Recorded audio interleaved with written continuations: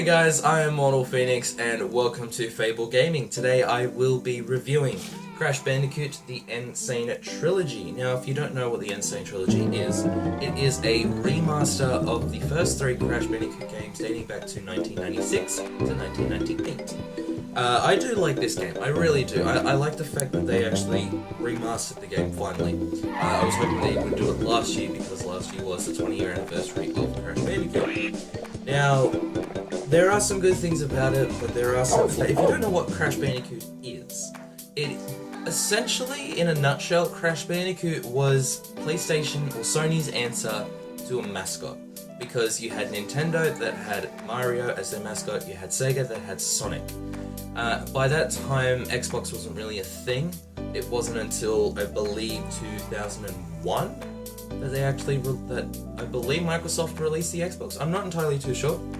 There'll probably be some sort of caption to say what year it actually was.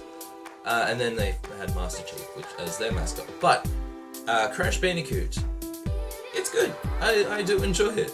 I have played the original Crash games. I haven't played the second one in the original trilogy, but I've played little bits and pieces here and there, but from what I see, it's not bad.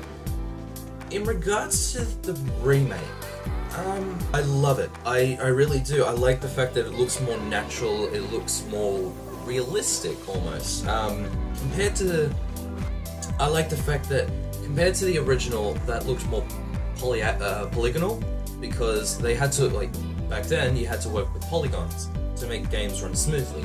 Whereas now you can do a bit more intricate work, and it does look really, really nice. I will admit.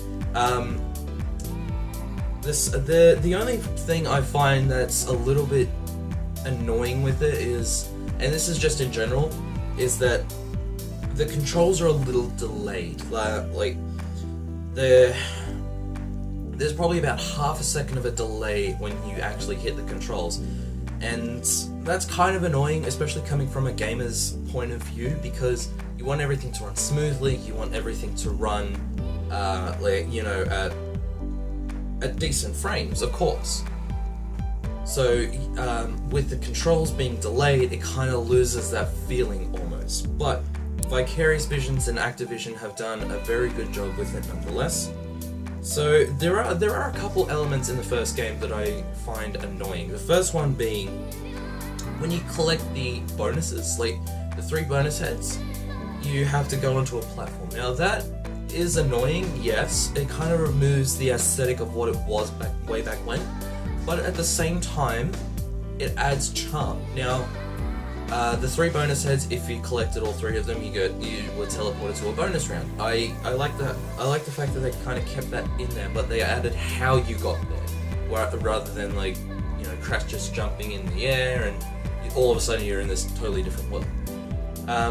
One thing I do like about it though is, if you fail the bonus, you can try again, which was something that was implemented in the... I haven't played the second game, so I don't know if it was implemented in the second game, but in the third game, if you failed the bonus, you could try it again. You could try it as many times as you want, you wouldn't lose a life, which is good, and I enjoyed that. One thing that I do find a little out of place is being able to play as Coco in the first game. Now, Coco wasn't introduced until the second game because Torna looked too much like, and I don't mean to say this out of context, but from what I read, she looked too much like a slut. So she was cut, and that's why Coco was introduced to be Crash's sister. And then so you go through, and then you can play as Coco along the way. Now, don't get me wrong, that's not bad. I do find that really good. It's got this little time machine that you can interact with, and you get to play as Coco, which I think is pretty cool. But at the same time, it kind of removes that sort of aesthetic to it, because throughout the first game you would always play as Crash, and that was it. So when Coco's introduced, there are still certain levels that Crash can play.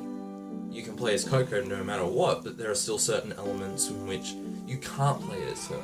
But I do really like the fact that you can. So that adds a nice little feel to it. The second game. Now, I have not played the second remaster, I haven't played Cortex Strikes Back in the N.Sane Trilogy, but from what I've seen, it looks really good. Same sort of problems though with the controls delay, and some of the elements, like the sound effects, taken out, some being replaced with others, some just not existing at all. Certain elements in the game, like sound effects, had a nice charm to it, which is why, you know, they had that sort of charm, which is why they were so good. But in regards to taking those out, it kind of doesn't feel right. Now, I haven't played the second game, so I'm just going to move right on to the third game. The third game is phenomenal. It is really, really good. It's really well done. It looks amazing. There are problems with it though. In the medieval levels, so like Toad Village, Doubleheader, etc. I think the other one was... I can't remember, there was a wizard one. I can't remember what that was called. Gee Whiz, that's the one. So in those three, and I'm pretty sure there was a fourth. In those three, there was a sword master, or there was a knight trying to carry a heavy sword, and he had a really distinct sound effect as he swung it.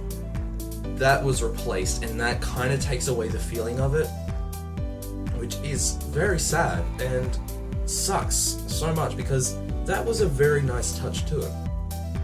There were certain elements with it, like when you went through the portals, you would spaghettify. That was literally what you'd call it. If you go through a black hole, you spaghettify. And that's what was happening as you went through the portals as Crash or Coco.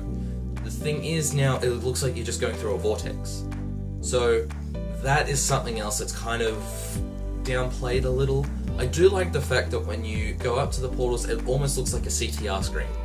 It looks very good, don't get me wrong. Like, I do love that effect. It's just that, you know, like certain parts of it need to be refined a bit better. Now, in regards to the creatures, aside from Crash, Coco, Aku, Uka, Cortex, and so on and so forth, some of the creatures are absolutely horrifying, some of them are freaking adorable. The frog from Crash 3 is freaking horrifying. It is, I don't know what they were thinking, but it is scary as shit. The monkey from Crash 1 is adorable, and the list goes on and on and on. In a general sense, the controls should have been refined a little more. I'm guessing that if they were to release an update, and by they I mean Vicarious and Active, if they were to release an update to it to kind of refine the controls a little, it would be helpful. But by the same time, you know, once you've released a game, you've released a game. You can't really change anything about it. But I will say that this game, out of 10 in total, I give it an 8 out of 10. I give it 8 Wumpa Fruits out of 10 because it's good. And also, one thing I do like about it is they released a whole line of merchandise for it. Now, well, I'm guessing way back when, merchandise was never heard of. You could only get it from certain things. But I like the fact that they actually did something. Like, I'm wearing a TNT pin now. So they've got like pins, mugs, wallets, hats, shirts, they've got the lot. And I think that's really cool. A little expensive for what they are. I mean, a set of 9 pins from EB Games was about $38, so almost $40, which I'd say it's a little bit pricey, but I mean, if they're good quality, they're good quality, and you get what you pay for. That's something that a lot of people kind of overlook. It's like, oh my god, these things are so shit, but you get what you pay for. But that's moving off topic.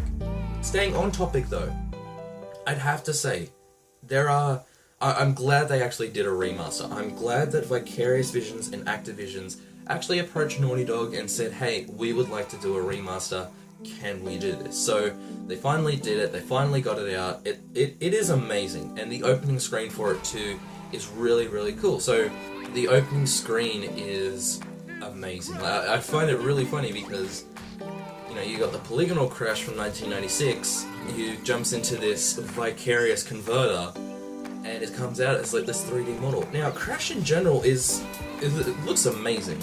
I like the fact it's weird seeing him with fur now, because before it just looks like he had a really bad suntan. But seeing all the characters as they are way back when is really good. Another thing that kind of bugs me is the loading. Now, in Crash 1 that was to be expected because, you know, there weren't any cutscenes. again, I haven't played Crash 2, but once I do, I will probably, do another video on my thoughts on that one. But the Crash 3's loading is kind of ridiculous. The reason why I say that is because in 1998, when Crash 3 Warped was released, when the level was loading, it had a cutscene, and you were going through the time vortex, and you had, Cortex, you had Engine, Entropy, whoever.